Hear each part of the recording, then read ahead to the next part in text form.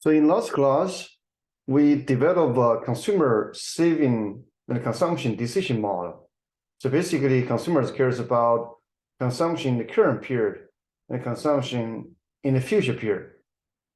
Okay, C is for current and C prime is for the future, right? And then the consumer has income in current and the future, pay tax in current and in future. Right, and then so the connection between current and future is through saving, but saving is going to matter to consumption, right? And then so eventually, so the saving decision is going to determined by the interest rate, right? So interest rate essentially is going to tell you the relative price of the current and future goods. Okay, and we also use this model to study how the consumer is going to respond to a change to income and interest rate.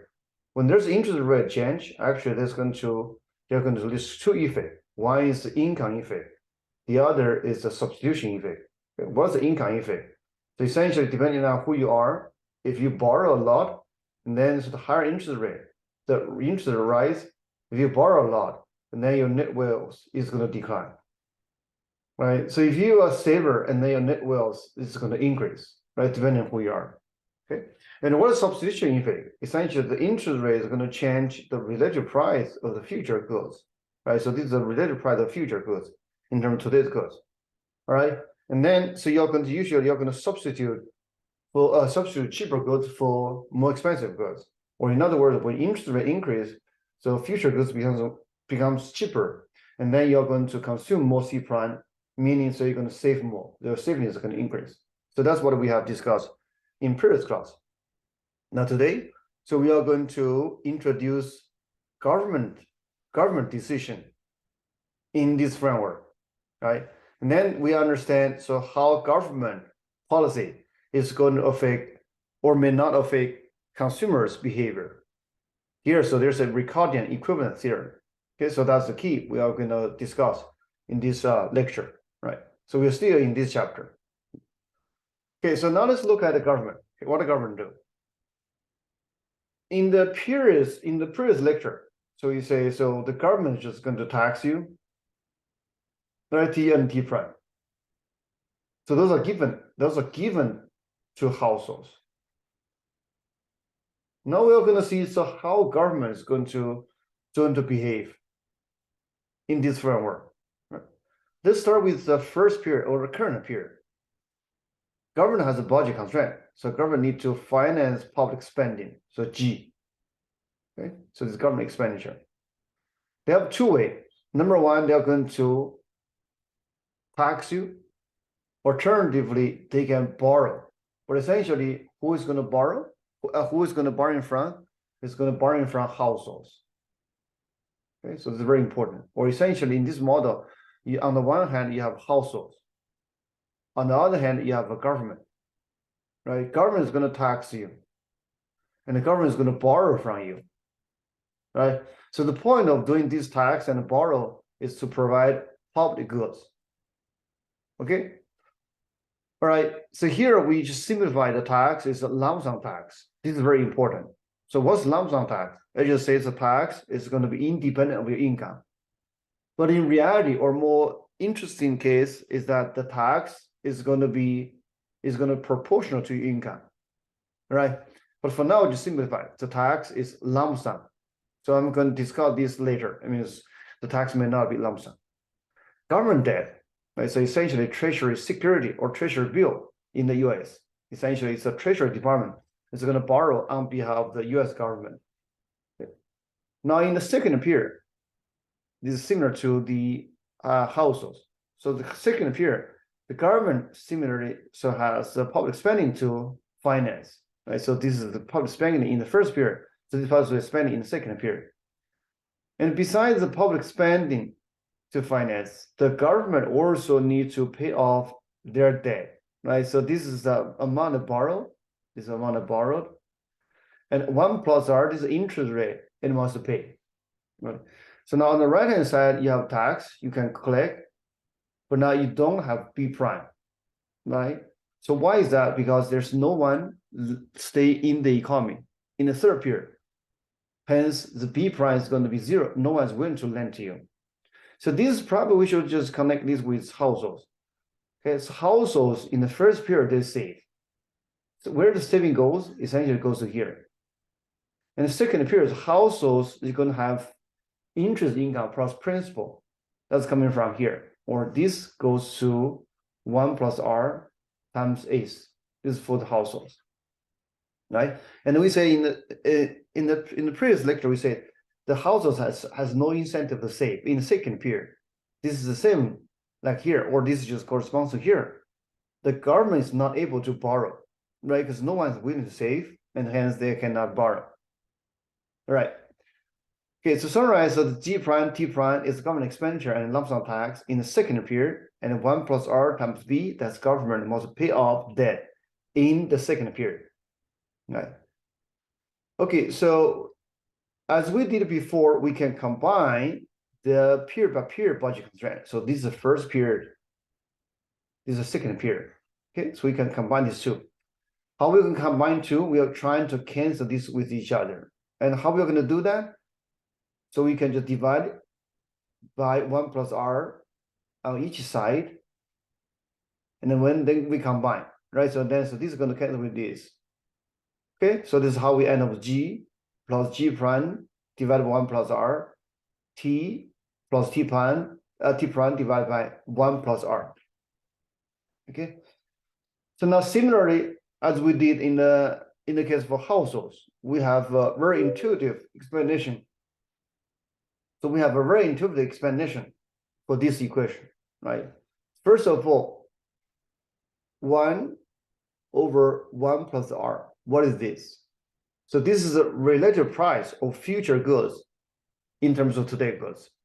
Hence, on the left-hand side, that is the lifetime cost or lifetime spending in terms of today's price, right? So this is the government needs to finance today, tomorrow, but tomorrow goods you denominate into today's price, which is we have to multiply by 1 over 1 plus R. This is on the left-hand side. So the total spending.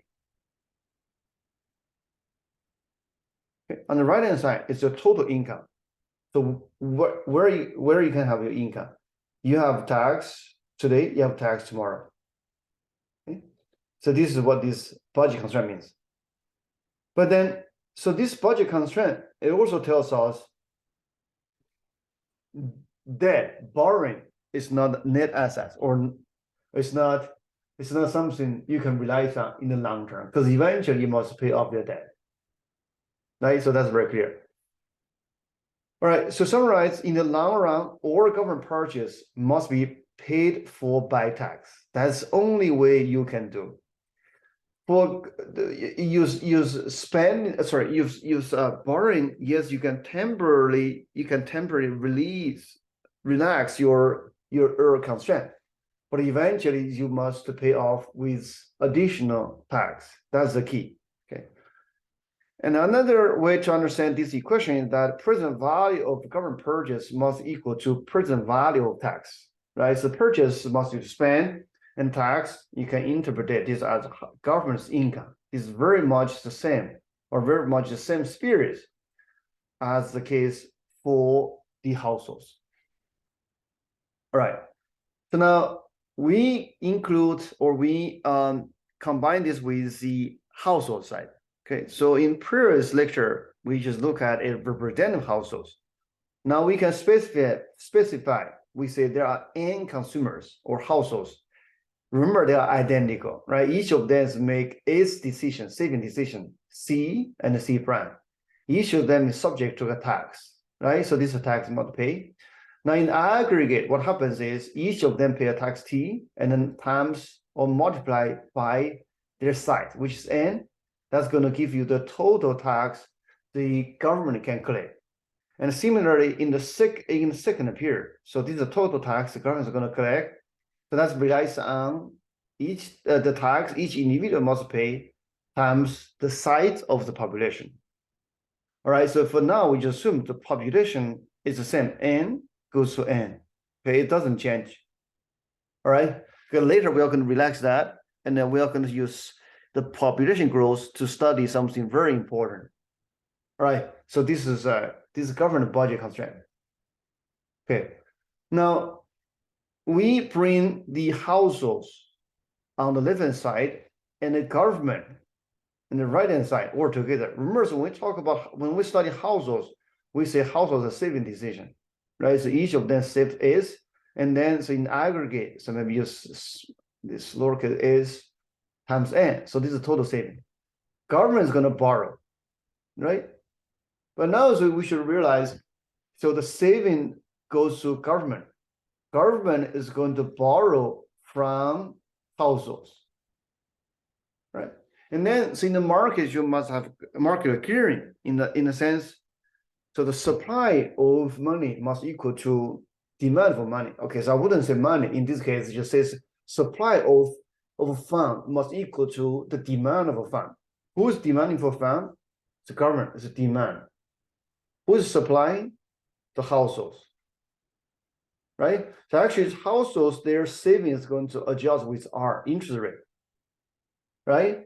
And then so certainty is interest rate eventually is going to clear this market. So if interest rate is very high, it's very high. So saving is going to high. That's what we discussed in the previous lecture.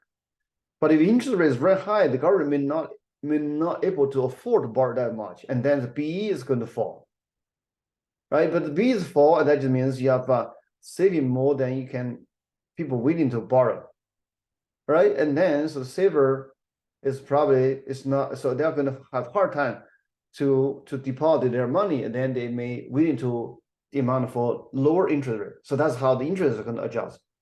But anyway, so eventually what happens is in equilibrium, so the supply must equal the demand. So this is the supply of fund or resource. This is the demand,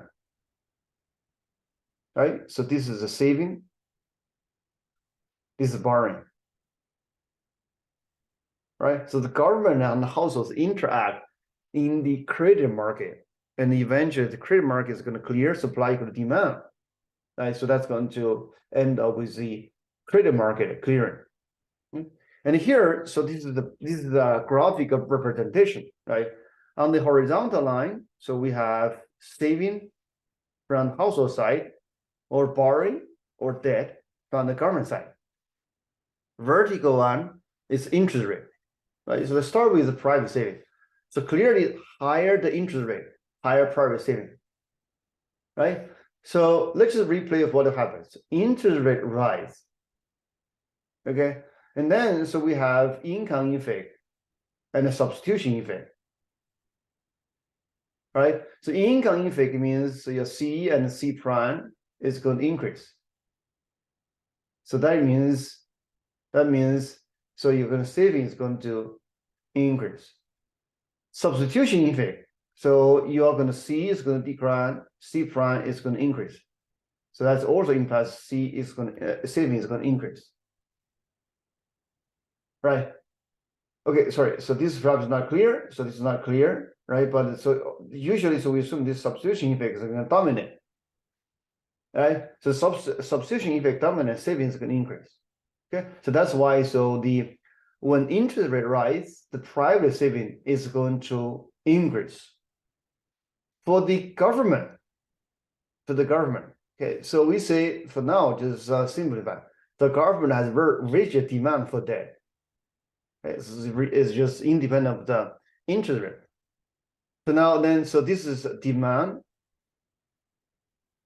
this demand, this is supply. So supply equal to demand, so we end up with this interest rate. So that's how we clear the credit market. Now we can look at the competitive equilibrium. So first, this is the equilibrium, meaning so this is a situation no one is willing to deviate, no one willing to change their behavior. It is a competitive equilibrium, meaning so the market is competitive. The market, there are two markets. One market is the credit market. The other market is kind of hidden, right? So, but we have talked about earlier in consumption leisure choice, which is the labor market, right? So the market are competitive in the sense no one has ability to manipulate the price. And here we focus on credit market, right? So credit market. The credit market is competitive in the sense you have so many savers. Okay, so no one is able to manipulate price. If then everyone just takes the price as given, then just make their saving decision. Okay, so the credit market clearing is given by private saving equal to public borrowing. Right, so there are other two conditions. So given the interest rate, C and C prime and is, so that's for households, they are going to be optimal choice for the consumer. Now for the government side, so the government, their decision, so essentially, so they have G, they have B, they have T, right? And then so have G prime and T prime, okay? So those things must satisfy its present value budget constraint or lifetime budget constraint. Okay? So there are three equations must hold. Okay? And then those three equations actually is going to give us the quantity for each variables like C, C prime, R, is, right? And then so B and T, T prime, right? Now, the main insight we are going to have from the discussion so far is this theory. Tax change has no effect on consumption. And then why is that? So this actually is coming from the equation we have derived earlier, G plus G prime divided by 1 plus R equal to T plus T prime divided by 1 plus R. All right, tax change today will have no impact on consumption. How do you understand that? So this is because, just look at this equation. First of all, look at this equation. If tax decline today, G and G primes, for the moment, we just say this is just exogenous given. All right, so for example, the government has some war to finance. The government have some infrastructure need to build. Okay, so those are given for this model. All right, so now if T decrease, left-hand side is fixed, and then on the right-hand side, this immediately implies T prime is going to increase.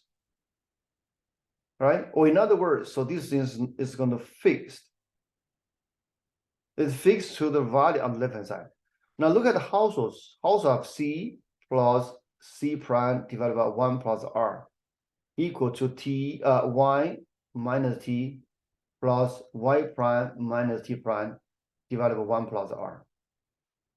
Okay, so this term on the right-hand side is fixed. Immediately means this is going to be fixed as well. Why? Because Y and YT for the model, for this model is exogenous given. So you have exogenous income. And the T and T prime corresponds to T, capital T and capital T prime. So T equal to T divided by N. T prime equal to T prime divided by N. Right?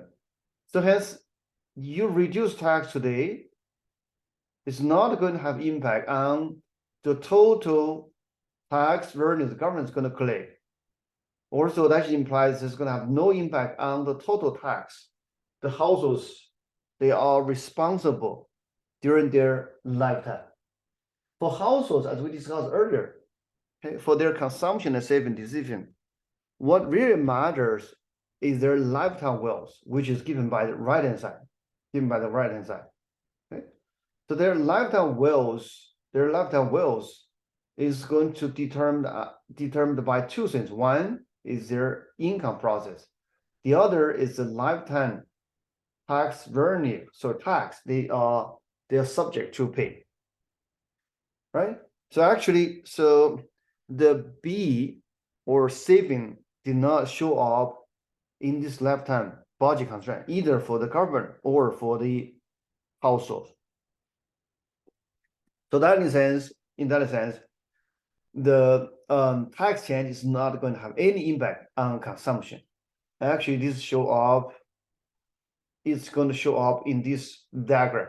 Right? So we start with here. Right? Or start with here. It doesn't matter. Right? So this is endowment. And then you have tax change, either increase or decrease tax change.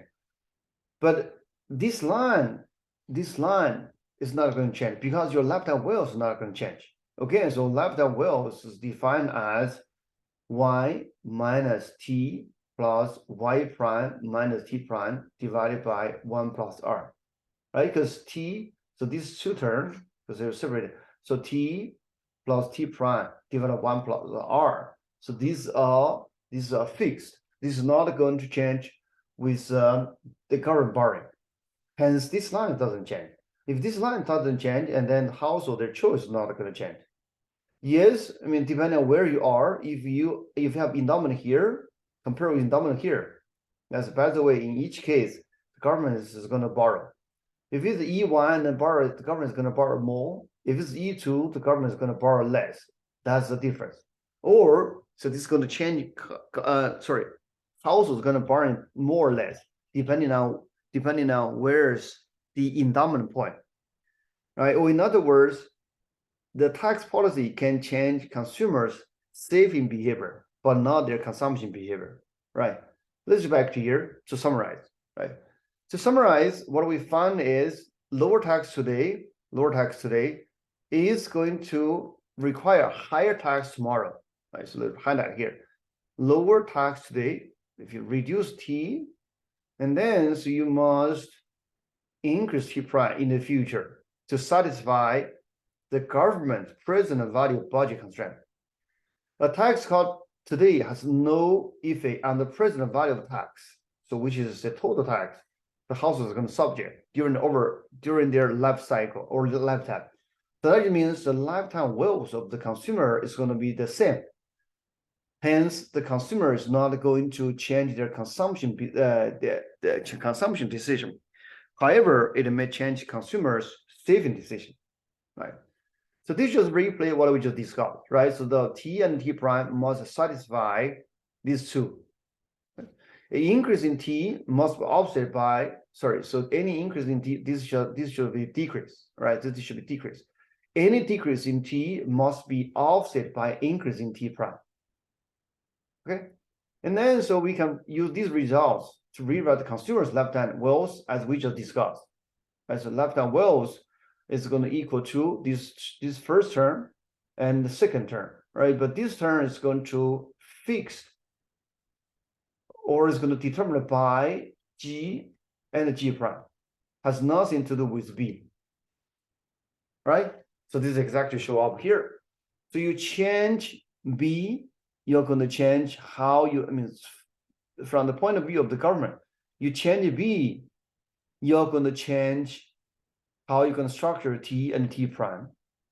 But the total present value of this T and T prime, or in other words, to be precise, so T plus T prime divided 1 plus R, this must be fixed. That also implies T plus T prime divided by 1 plus R, this must be fixed. You change your borrowing behavior, it will change how you're going to structure your tax. But then, so the net tax the households responsible during their lifetime is going to be the same. Meaning the household's lifetime wealth is going to stay the same. Meaning, so the budget constraint is going to stay the same. Hence, the household is not going to change consumption, in terms of C and C prime. But it's going to change its saving or borrowing decision. Right? So this is recording equivalence. Right? Right. So there's another way to look at it here. Okay. We start with the initial borrowing point or interest rate, right? So this is real interest rate. This is a private saving and a government debt. Government decides to borrow this amount. Now, if the government increases the borrowing from B0 to B1, and then the difference is going to be the tax, or in other words, T is going to decrease. But T is decreased, but immediately because T plus T prime divided by 1 plus R must stay the same. This decrease, and then the T prime must increase by the same amount, meaning it's going to increase by delta T times 1 plus R, so that you can balance this. All right. So, but now, so if you increase tax in the future to the households, okay, they want to smooth their consumption, they must increase their saving. Okay, they're going to increase their saving. And then actually households going to exactly increase the saving by exactly this amount. So why they're going to do that is because so delta t, so this amount they're going to save delta t, and then in the future it's going to have additional delta t times 1 plus r. So this exactly is going to offset the higher tax in the future, so that households are going to have the same disposable income. Everything the households here is trying to do is going to be a not rational response to government decision. And everything household is trying to do is just going to maintain C and C prime. And why they want to do that is because the change in government borrowing and consequently the change in tax is going to have no impact on the household's lifetime wealth. And the household is going to maintain the same C and C prime. But if today, so the tax decrease, and then the disposable income increase, so households is going to save those additional income so that they can make sure in the future they're going to have the same level of income, right? So this is recording equivalence, right? To summarize, recording equivalence shows the following: tax cut today is not free lunch or free meal. It comes at the cost of higher tax in the future. Okay, the government might put the tax increase on hold for 2 or 3 or more years. Nevertheless, eventually, so the current tax cut must be offset by future tax increase. And to the households, these two is going to cancel with each other, right? And then under some conditions, rational agent should forecast that, and they should not have any welfare effect, right? But now, so this under this some condition, this is a very strong condition, right? So, but then, so usually we say the recording equivalence may not hold. So that just says those conditions may not hold. And here there are two very strong assumptions we require for recording equivalence to hold. Or in other words, and here we consider two possibilities that's going to violate those conditions we require for the survival or for the existence, for the correctness of this recording equivalence. So first, if the households have finite list of life, okay, and so what that means is just imagine the government reduced tax today, and then so they are going to increase T prime, but in the infinite future, they say them in 100 years later. But the households usually, so for now, it means for the current technology, usually average American, their life expectancy is around 80 years. What this means for the current households? It just means so the tax cut indeed is a free meal, because the government is going to increase the tax after my death. Does that matter to me? Not really, right? So this finite list of life, this from the point of view of the households, and this finite list is related to the government, and particularly related to government action. If government is going to raise tax in a very distant future, the tax cut indeed is a free meal for the current households. Number one. Number two, imperfection of credit market, right? So they just imagine if some households they cannot borrow, or they are going to face some high borrowing costs. Okay, high borrowing costs, right? So if they cannot borrow, now the tax cut actually is going to serve as a free borrowing or like low borrowing or low lending from the government. Okay, so actually this is going to show up in a later class. So when we look at financial market imperfection, right? But here, just keep in mind, so if these two are not satisfied, and then some recording equivalence may fail. As a matter of fact, this may happen in reality. Like in the first case, so the U.S. government sometimes considering to issue extremely long maturity of treasury debt. So if that's the case, and then so the issuing of that debt is going to help to reduce the tax, and it's going to have net impact on households saving and consumption and saving decision. Right? The other things is imperfection of credit market.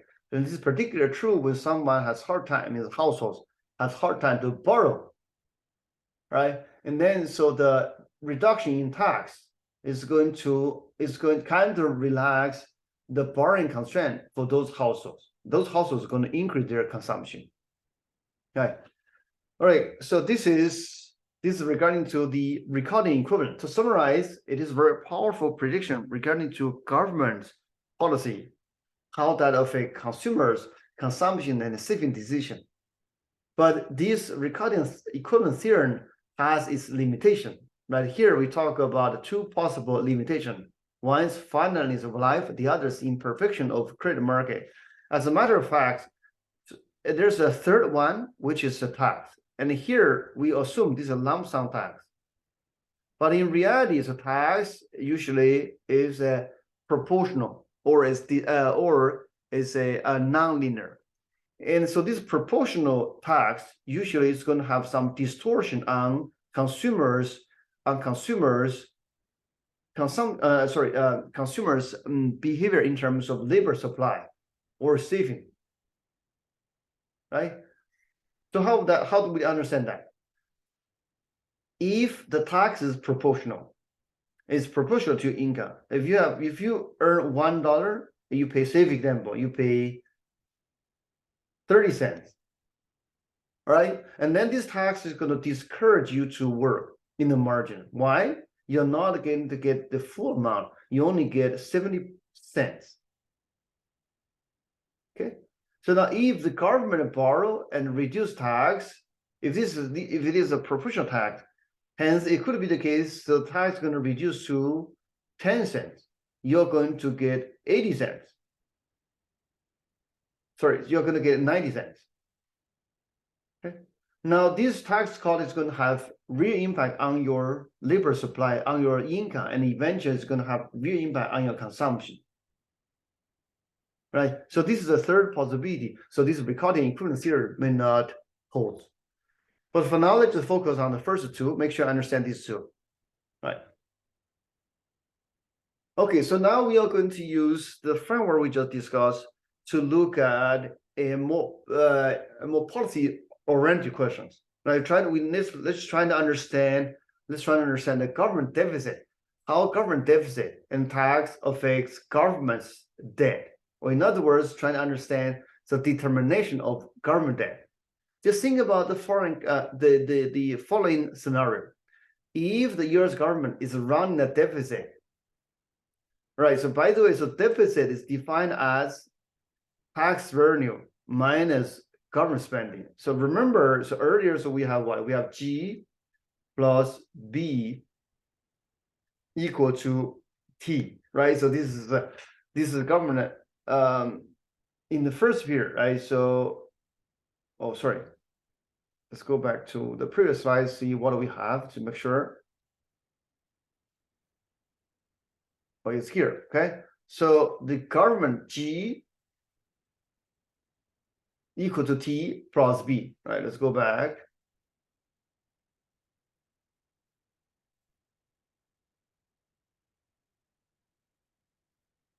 In the current period, G equal to tax plus B. Okay.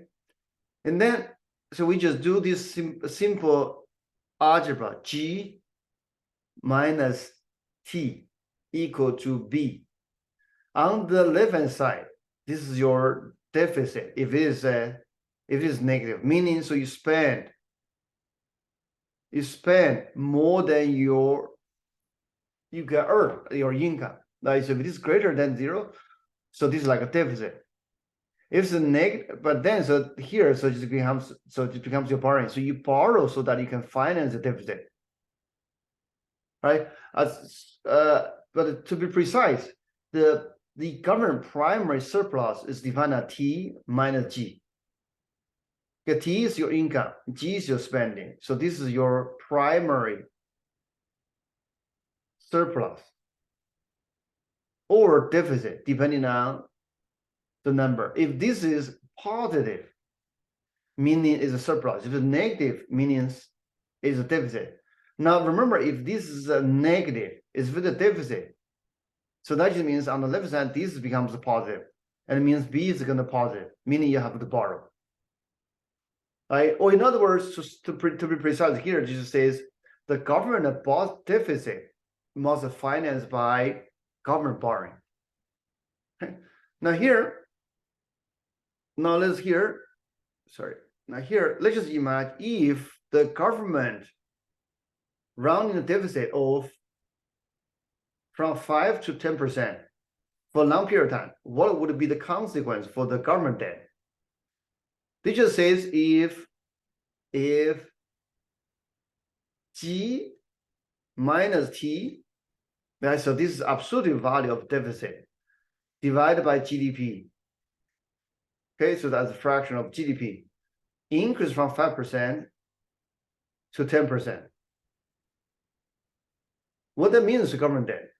If it's a one period, so if this is equal to 5% if one period, that just means B over GDP must be 5%. And then in the next period, so this is going to be 5% times 1 plus R. Why there's a 1 plus R? Because in the next period, so you have to pay off your B times 1 plus R. Right? But now, so in the next period, it could be the case. Let me just start again. Sorry. Let's just think about two periods, right? So in the first period, so you have G equal to T plus B. If your G is greater than T, and then the B equal to G minus T. And in this case, it's like, say, for example, you have 5%, which is 5% times GDP. Okay, this first period.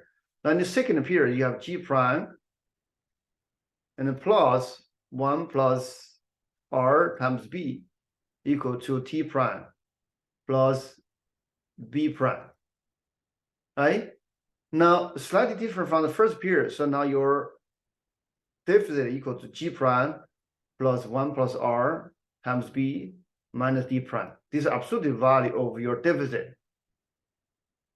And why? So why there's this term? Because this is also your obligation. You have to pay off your debt. So this is also part of your spending. Right? So, but now, so we say this is a deficit, but as I said, the deficit was defined as this times this minus this. Hence, in the second period, so your obligation, debt obligations becomes 1 plus R times B, and then plus so G prime minus D prime becomes so 5% of GDP. Right, but this is already 5% of GDP. Now in the second period, so your total debt is going to become what? It becomes 1 plus R times 5% GDP. That's from the first period plus 5% of GDP from second period.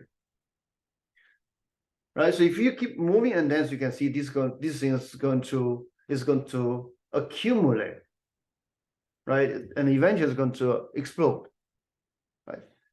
So now let's look at what happens in the actual data or in history. So this is the history of US debt as a percent of GDP. It shoot up in a very high number at the end of the World War II. It wind down gradually, but then so it's pick up again. Okay. So now let's see so how the government deficit and the tax is going to link with government debt. Right? To understand that, let's just consider the following scenario. Let's say GDP grow at a constant rate of G. This is a growth rate. And we also say the government needs to finance a primary deficit of dy. Remember, the primary deficit is defined as the absolute value. Okay, so the absolute value is defined as G minus T. So this is a primary deficit. So here they just say is a fraction of GDP, dy equal to G minus T, or D minus T equal to dy. And furthermore, we say the market interest rate R is constant forever. Okay, now let's see what happens. So this formula is going to give you the total debt the government is going to accumulate. So this says, so if you start with D times Y0, okay, in the first period, it's in the first period. So this is the debt accumulated. In T years, so this debt becomes D times Y0, okay, times 1 plus R times T. Why? This is just compounding interest rate, right? So right now, so I owe you $1, and next year I owe you 1 plus R$, and then the year after I'm owe you 1 plus R power $2, so on and so forth. Okay, so this is the debt you have in the first period. Now in the second period, you're going to have new debt. Okay, so you're going to D times Y1. But now D times Y1 equal to D times Y0 times 1 plus G. All right, and then similarly in T years, this is going to accumulate to D times Y0 times 1 plus G. But now you're going to multiply by 1 plus R times T minus 1, right? Because this is the debt you issued in the second period. You have one fewer period to accumulate, right? So that is given by this is a debt. If you just use this, multiply this is a debt you issued in the first year, and if this multiply this is a debt you issued in the second year, and so on and so forth. All right, and with some algebra, the long run debt to GDP ratio, or in other words, BT divided by YT. But remember, so BT equal to this on the right hand side. YT, what is YT? YT equal to Y0 times 1 plus GT, because the compounding growth. Okay, and then so after this some algebra, so we end up with debt to GDP ratio is equal to this formula, right? Now let's plug in some number to understand what this means. Oh, by the way, so this is true, this is correct if and only if G is greater than R. If G is less than or equal to R, and then so the ratio goes to infinity, right? So for example, if G is sufficient close to R, but still greater than R, and then you can easily see this number is going to be an extremely large number. All right, so actually I can give you an example to help you understand. Say D equal to 0.01%, and G equal to 0.040001%, and R equal to 0.04%. Now you plug in, so 0.01 times in the denominator, so this G minus R becomes 0.00001%. 1 plus R equal to 0.01%. Okay, and then immediately you should realize this number becomes a huge number, right? This becomes let's see, 100,000, right? So this becomes 100,000 times this, it becomes 1,000. So this becomes equal to 104. Meaning, so in the long run, the debt to GDP ratio is going to be 1,000 times, right? So this shows you this is going to explode, right? So now let's see.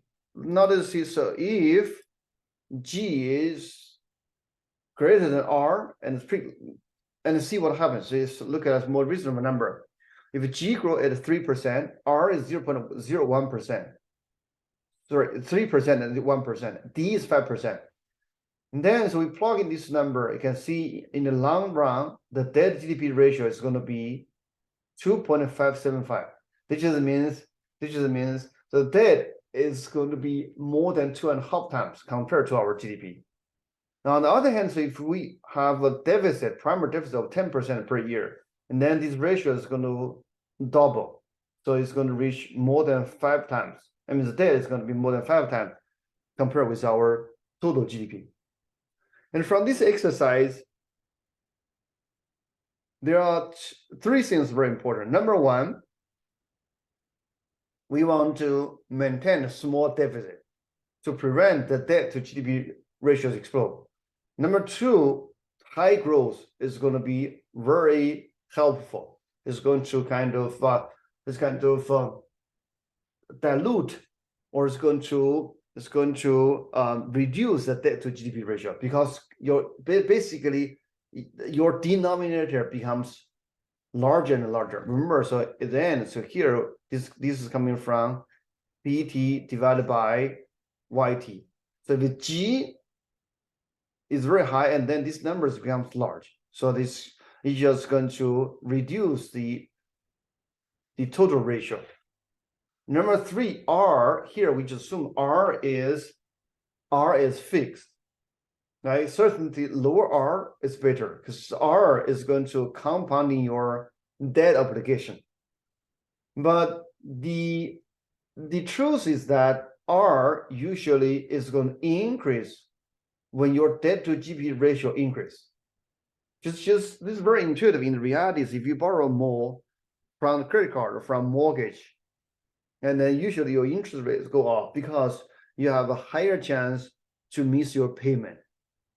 Right? So those are 3 lessons we learned from here. Okay. But then you may wonder, so why we cares about this debt to GDP ratio? It's because the debt is a very useful way for government to smooth the consumption, right? Like, let's just write down the first equation. We have G equal to T plus B, or in the second period, G prime plus 1 plus B R times B equal to T prime plus B prime. So the B, the ability to issue debt allows the government to finance the desirable G or G prime.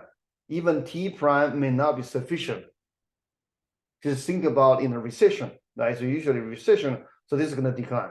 But the government may want, as we're going to see later, actually, so it's desirable for government to increase government spending. But without the government borrowing, this is not going to achieve. Right? So now this government borrowing or the debt issuance has allowed the government to smooth its consumption. This is similar to the households. The households is going to smooth the consumption while saving and borrowing. Right? So this is the lesson we learned from here. Right? So that's why we care about debt to GDP ratio. Right? So the debt to the GDP ratio is going to grow. Actually, so like I just said, so the higher debt to GDP ratio is going to make it more difficult for the government to borrow. Right? And actually, that's going to limit the government ability to smooth its consumption. Hence, so we need to watch this carefully. Right? We are trying to increase G, trying to decrease D. All right. So that's what we learned so far. Okay, now let's look at the third topic in this lecture or in this slide. We are going to study Social Security. Right? So this Social Security is going to be relies on the 2-period model we studied. Right? So just to give you a background, so Social Security. So in the US, this Social Security was introduced after the Great Depression. It started with pay-as-you-go system. So what's pay-as-you-go? So in reality, a pay-as-you-go plan is like, so you deposit. So for example, you have a pay-as-you-go phone plan. How that works is you say, for example, you deposit $100 in your account.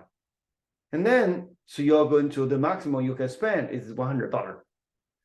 Now, regarding to Social Security, pay-as-you-go is very similar. Each period, or particularly each year, how much we can spend or how much we can provide Social Security to the Social Security beneficiaries. By the way, so these usually benefit retirees, or people who disabled, they cannot work. So actually, this is the main purpose of Social Security. All right. So how much they are going to pay to these Social Security beneficiaries is going to depend on how much revenue it can generate. Right. But the revenue comes from what? Coming from where? Coming from currently working generations who pay payroll tax. Right. So this payroll tax collected will be used to pay the pensions of the currently retired generation. Right? And whatever we are going to pay for those current retired is going to depend on how much we can collect from the working generation. All right. In the current system, so the current tax rate is 15.3%. Right? And then so this 15.3% times the total income, the working age population they can generate. So that's going to give you, or that's going to define the total Social Security payment can potentially make. But certainly, so maybe there's some surplus, and then the surplus we're going to invest and for future use. Right. So now, so the Social Security system is facing very serious challenge, largely because the population aging.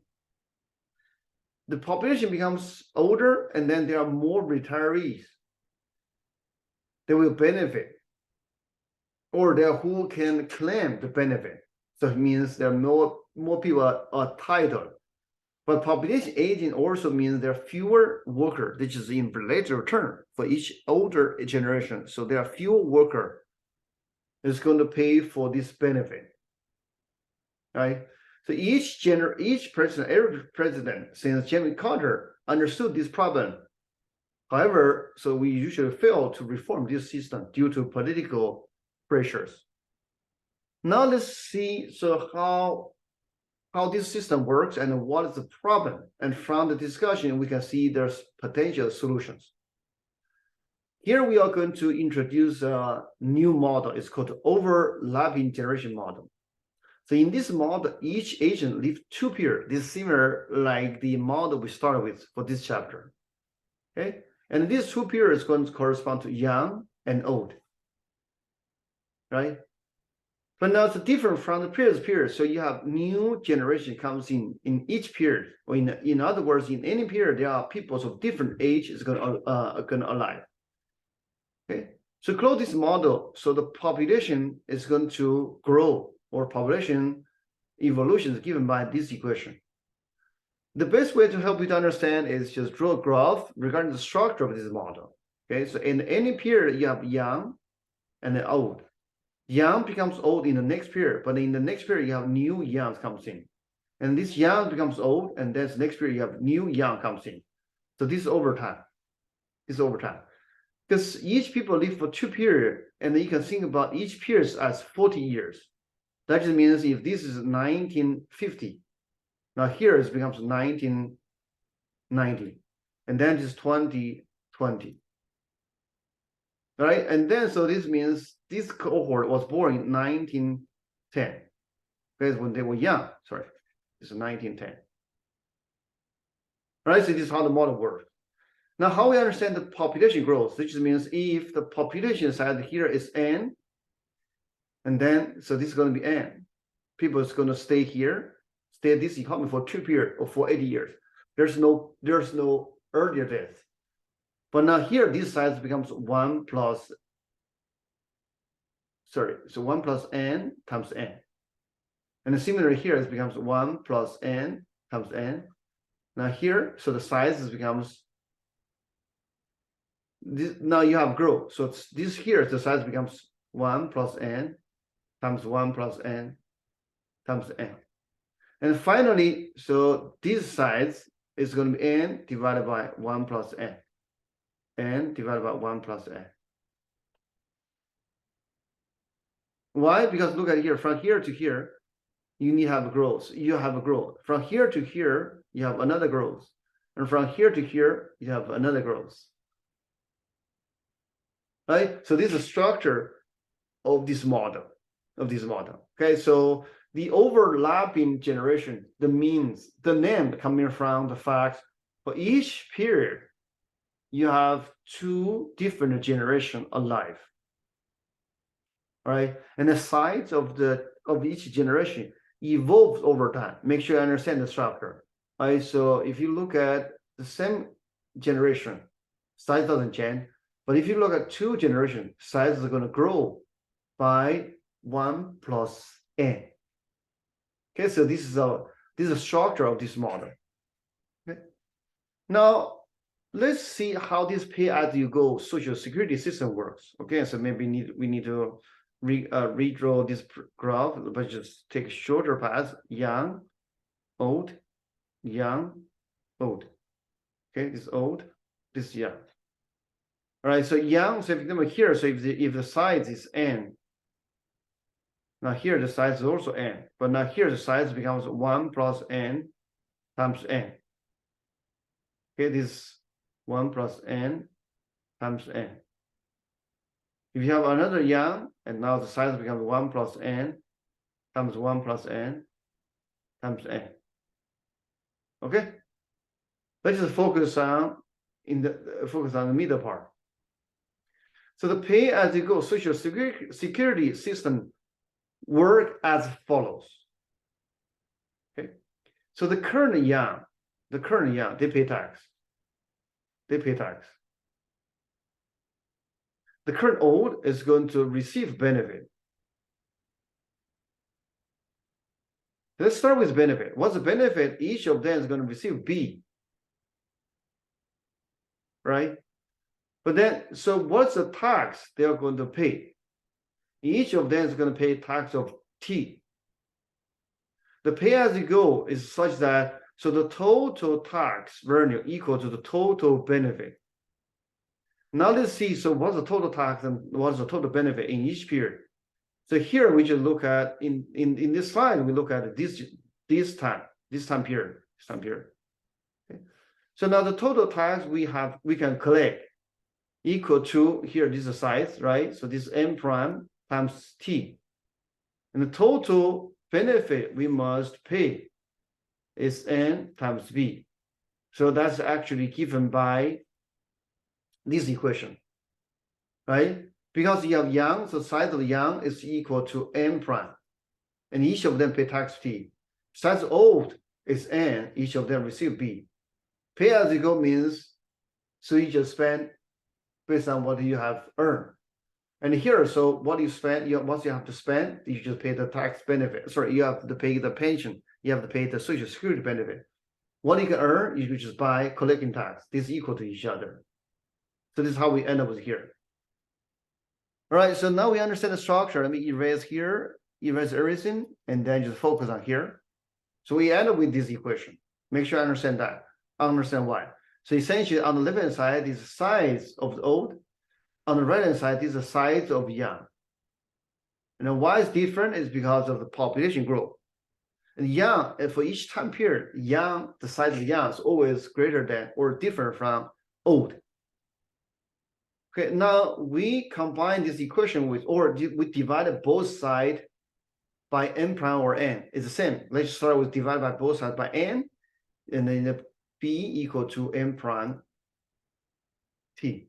So that's give you b equal to 1 plus n times t. And then move this to the left-hand side, we end up with here.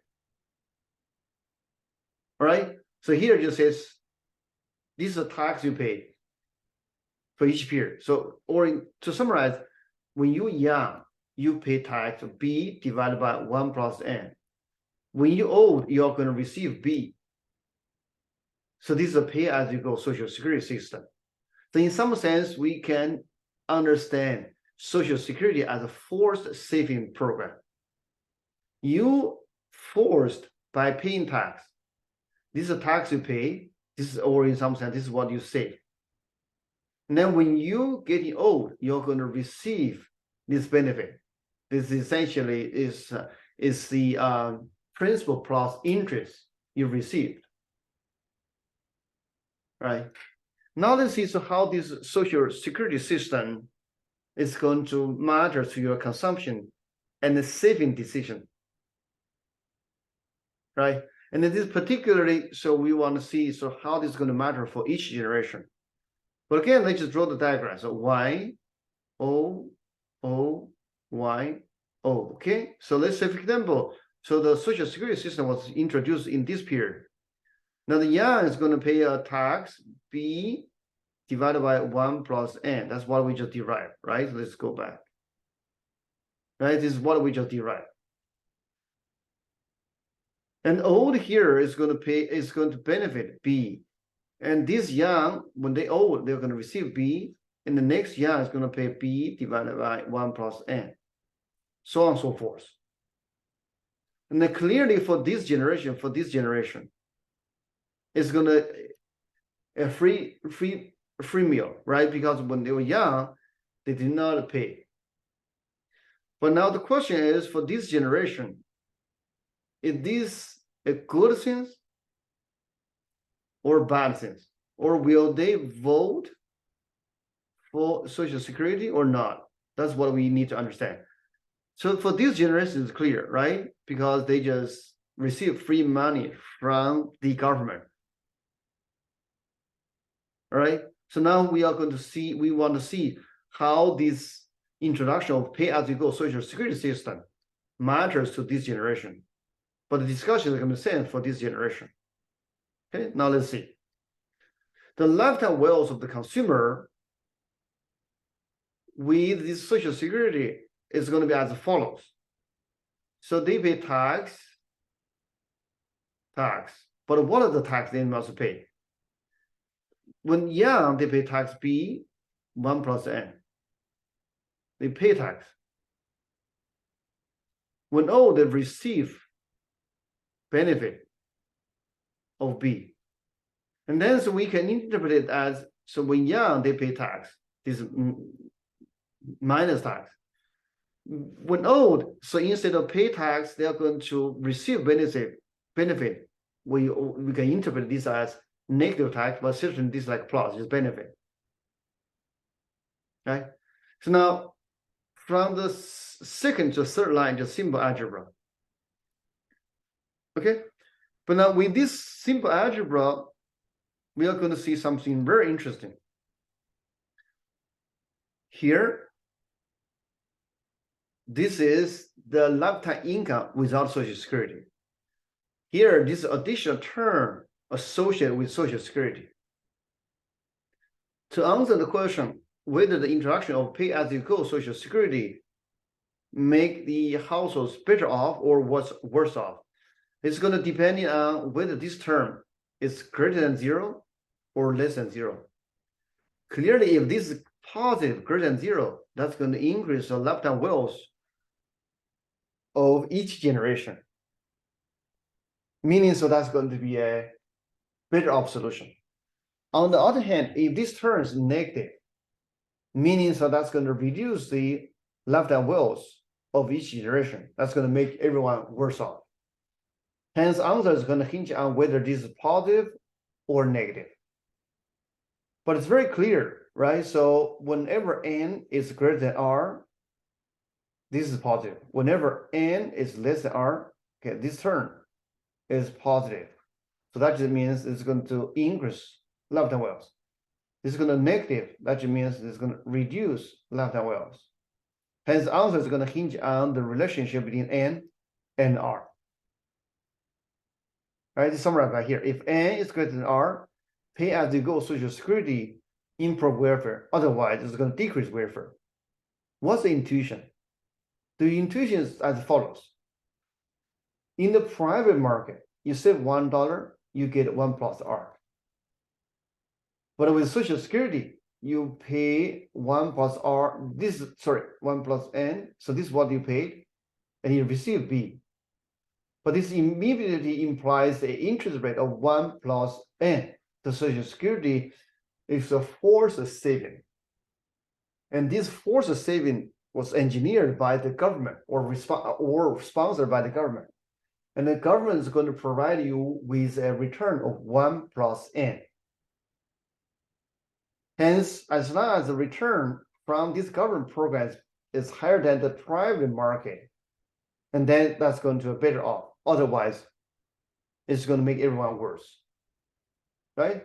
But then how we understand this 1 plus n? So in some sense, this is essentially a population premium. Essentially, you have more and more young to support old, so that you can generate more and more income and more payment to social security system. So that's how social security can potentially improve welfare, right? But now finally, let's just do some decomposition to understand what is the potential problem with the social security. So now here is the key: payroll tax. So payroll tax is equal to the total pension divided by the total income, or to be precise, this is equal to the payroll tax equal to the following, right? So this is the N times B divided by M prime times your income, right? This is income, right? Or this is equal to, I mean, this is payroll tax rate, okay? This is equal to, we just decompose this as N times B divided by M prime, then divided by income. And is equal to B over 1 plus N divided by income. So essentially here, so this payroll tax essentially is what? Essentially is this term we have derived from previous discussion and then normalized by per person income, right? Or in other words, so this is really what matters here. Okay. Now, to look at this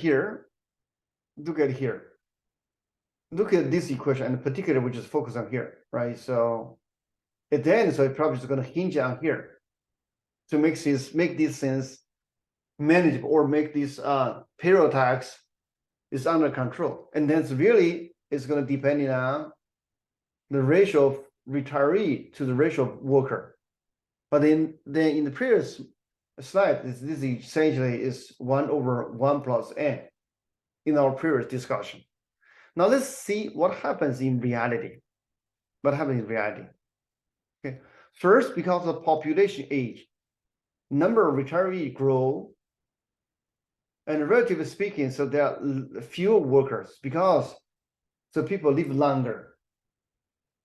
Right, they live longer, and then they spend more time in this throughout your life cycle. You spend more time as a retiree compared with worker. Now, if you look at the data, so in the 1940, ratio of retiree to worker, or the worker to retiree, is 8 to 1, or there are 8 workers to support 1 retiree. Today, this in the US, this number is close to 3. And this is projected to shrink to less than 2, meaning eventually there are only 2 workers to support 1 retiree. That just means, so this payroll tax is going to be extremely high. So that's going to lead to the sustainability of social security. Actually, in Europe and some Asian countries, this is getting worse. Right? So here, just explain one of the reasons why this happens. Life expectancy increase, right? Because everyone just retire in like 65. Okay, if you look at 1960, okay, after retirement, on average, you only have a few years, but now you have more than 20 years. So clearly you can see there are more retirees per worker because they live longer. They have more years in front of them. Right, so that's a problem, and then so clearly, so this imposes a big challenge to the U.S. social security system. Up to 2021, the social security run a surplus, meaning so the tax they can collect is greater than the benefit they must make. Now in 2021, they start to reverse. This equal and it becomes less. And then one projection says by 2035, the trust fund, which is the Social Security trust fund, will be exhausted. I mean, they don't have any money available to pay off the pension. But then, so what are the potential solutions? There are three possibilities to balance or to address this issue. Number one, we can raise in the retirement age. So that's going to technically reduce the number of retirees. But clearly, so this is going to be very difficult. Like France recently, they was discussing to change the retirement age from, I think, from 60 to 62. But there's like widespread of protests. Right, so but anyway, so this is one possible solution. Second, reduce the benefit. So essentially, just reduce the return here.